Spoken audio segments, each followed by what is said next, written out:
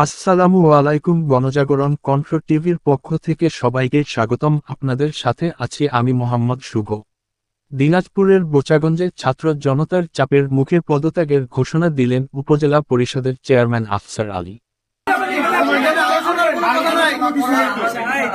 পরিস্থিতির জন্য তো আমি যাই, আমি শুধু জেনে নিই।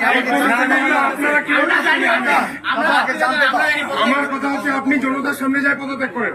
আচ্ছা ঠিক আছে, তোমাদের কথা মেনে নিলাম। আমি সহজে পদত্যাগ করলাম। আপনি বলেন পদত্যাগ করলাম।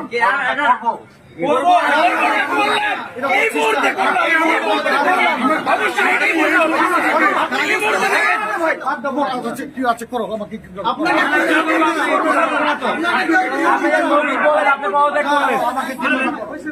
আমাকে কি করবো?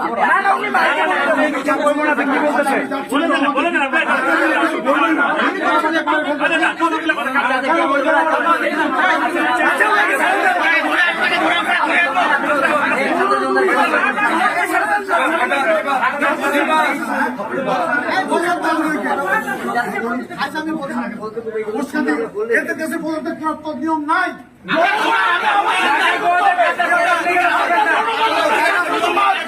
নিয়ম শুনে আপনারা 17 বছরে বহুত দেখাইছেন, 17 বছরে আপনারা বহুত দেখাইছেন।